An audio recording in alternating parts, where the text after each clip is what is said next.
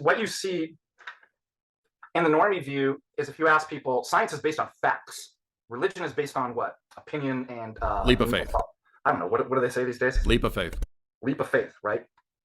So part of what we want to do as critical thinkers and doing philosophy is take those kind of slogans, those, and say, what does that really mean?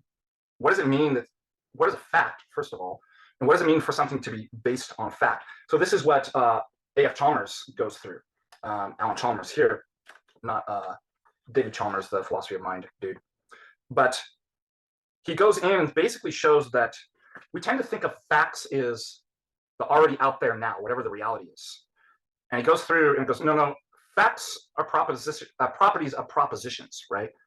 And then we can have basically an idea, do the facts match the reality or something like that? But really, he goes into, wait a minute, propositions that the tree is green is not identical to the reality. It might refer to it, but we can't just say that science is based on facts. Do you see where I'm going with this? Yeah, and by the way, the same thing is said by, because we just did it last night, Locke, Berkeley, Hume. They just have this really naive view that, well, a word just stands, it's a correspondence, right, between the word and the idea or the object. That's it. It's just a simple correspondence. Yeah, so the naive view is also that facts are just observations. And so he goes into, let's say, a factual statement, the tree is green. The way that that comes into your mind is not the same way that colors and quote unquote observations. So we've got, like, this is really complicated, actually. So it's stupid and naive just to be like, science is based on facts and observations. It's like, no, it's not. And so we can't just simply appeal to observations. There's more going on than, there's a funny phrase that he uses. And there's this whole section, seeing is believing. And he makes the case, like, what is the naive view? That seeing is believing. And it's so funny because this is what you get in all the atheists, right? Seeing is believing. Right. That is literally their stupid epistemological principle, right? I only believe in things that I can see. But you start unpacking, like, what does that mean? How do you see things? How do you then form propositions? How do the propositions, are the propositions fact? Do they map onto the world? Well, sensory stuff doesn't come in the same way as you form propositions. So there's a mismatch there, right? And seeing isn't believing. Let's go through the whole Gestalting as he does, right?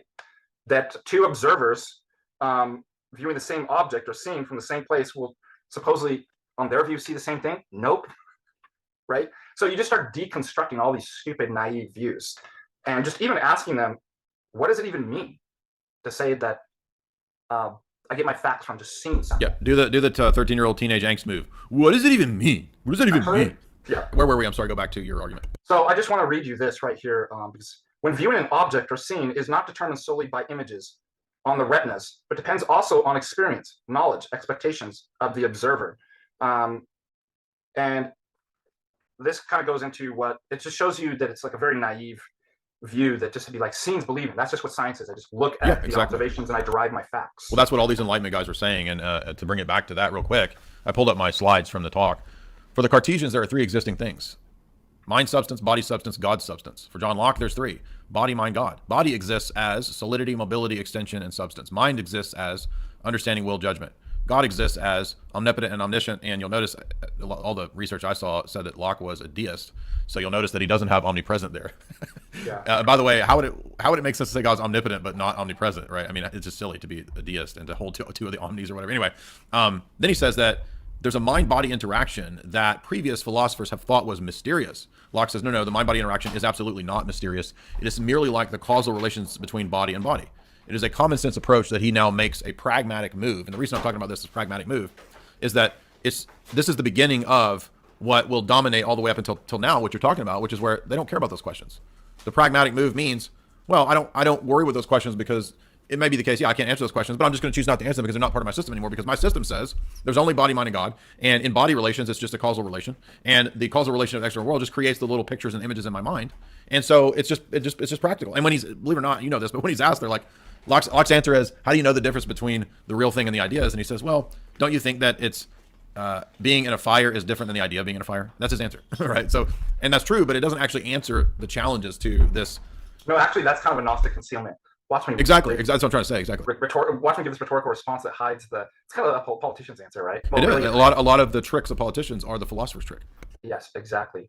By the way, Chalmers taught everything we're talking about right now. This kind of naive view, seeing is believing. I just derive my science from facts versus mythical dusty fairy books and faith and stuff like that. Chalmers identifies that is it's empiricism and positivism, which is the historical and logical consequence of all the philosophers that you're talking about, the original empiricists. It gets worse, right?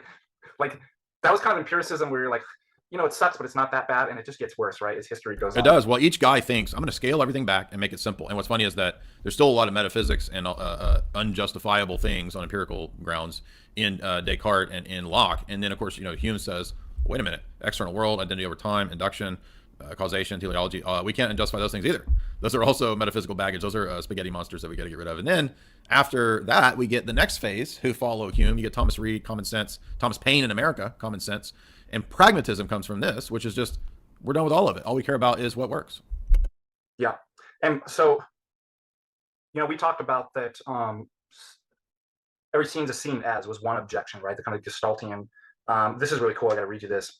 Even if we set aside the difficulties, and by the way, the reason why I bring this up, even if I start with my first year philosophy students, what's the difference between philosophy and science? They'll say philosophy is opinion and science is based on facts. So this is the common view, the kind of vulgar view held by everybody, the normie view. So even if we set aside the difficulties that's seen isn't just seen, but seen as, right, this kind of cognitive penetration and stuff like that, so let's assume that it's the data is the perceptions are given in a straightforward way. In the act of seeing, it's clearly not the case that statements, the facts, describing observable events, let's call those observational statements, because those are supposed to be the factual statements. Factual statements are observational statements in science. It's not clear that are given to the observers via the senses. Listen to this, dude. This is awesome. This tears the whole thing down. It is absurd to think that statements of fact enter the brain the same way as the senses. How awesome is that line, dude? And with that, it really, you could end empiricism and positivism right there. Yeah, right. And this is going to set up then the notion of like theory and theory dependence and things like this within science.